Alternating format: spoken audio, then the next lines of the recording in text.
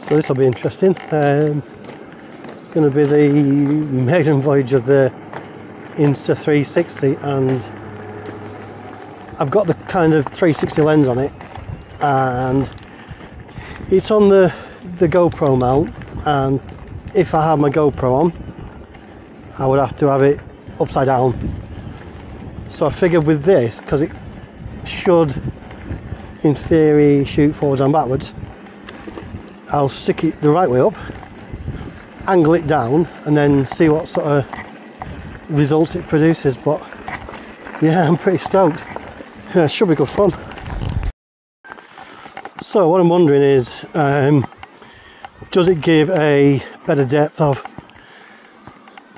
perception than the GoPro, which, if you like me, that you've done something really spectacular and then you go and watch it back and it looks flat as a pancake. So I'm wondering, does the 360 do anything different? And then the other thing is that, so at the minute it can't look behind because the chest plate's there. So to get a full 360 on a bike, I know they have that sort of stick thing, but I've got some sort of a helmet mount coming, and what I was thinking was stick it on my head, on top of my helmet. Obviously just be wary of low features like trees and stuff, and then it will be sort of a few inches above my eyes, but then you can look forwards and back.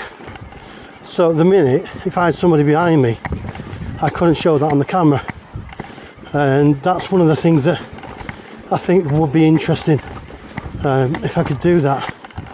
And then the other thing is the software. So I have my own software on the computer, but Insta, I believe, has its own software, so it'll be interesting to see just how simple it is. So it needs to be simple, obviously, for me, and B, what you can do with it. So at the minute the camera would be looking at the floor if it was an old camera, which won't be any good to anybody. But I'm hoping I can pick where it sees and then portray that into the ride. But we'll see. Early days indeed. And like a knobber, I forgot my backpack. So luckily I'm riding with the number 2 guys soon. So if something happens, I'll have some tools, I hope. But fingers crossed, nothing will happen, and we'll see. So in terms of the bike, for them that follow me, I've got a new Mondraker XR 2023, the one with the all-in suspension. So we've put an RRP bolt-on mudguard at the front, which I'm a really big fan of these bolt-on things. They don't rub your forks, they don't move. Absolutely superb.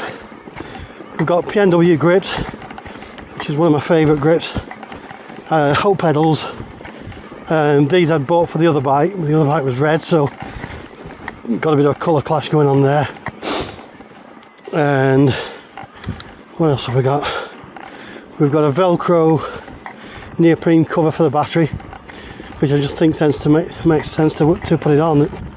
It's going to protect the temperature of the battery when it's cold, and protect the paintwork of your bike when it's not. And then today I've got one of the Ergon EMTB saddles, because I believe that they are the dogs, and it's the first ride today.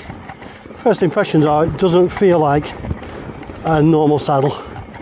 How that transpires when I'm doing 30 odd miles, we'll see. But yeah, we're just going to have a trip up to 2 lads, go down to kennels, and then see if we can find Jono and Jamie. So this is the 2 lads. Quite a bit of history around here. This is my local ride. That over there, I'm not sure if you can see it, is Winter Hill, and that's really to Pike, and then just going to do this descent, which is called something like Kennel, I think. I'm not sure, something like that.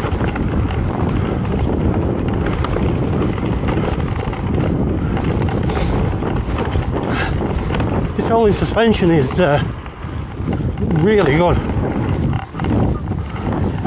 but different. It's weird to describe. It's how do you describe it? It just does it. It just does what it's supposed to do.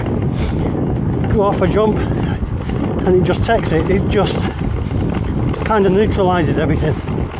It's quite difficult to put into words. But if you were to put the suspension on a bike and not tell somebody what it was, you could absolutely tell it wasn't Fox, it wasn't RockShox, it was indeed something else. It's that different, so I'm just going to try a few drops, but it absolutely makes them feel like nothing. I mean, that was a few foot drop there, just didn't bother it at all. And again, just sucks it up. Morning. And again, that's quite a big drop. Just doesn't bother it. So would I recommend Olin's? Absolutely. I know it's expensive. Fortunately for me, it was on the bike. But I know a mate of mine's ridden on it, and guess what? Guess what he's ordered? Yeah, Olin's.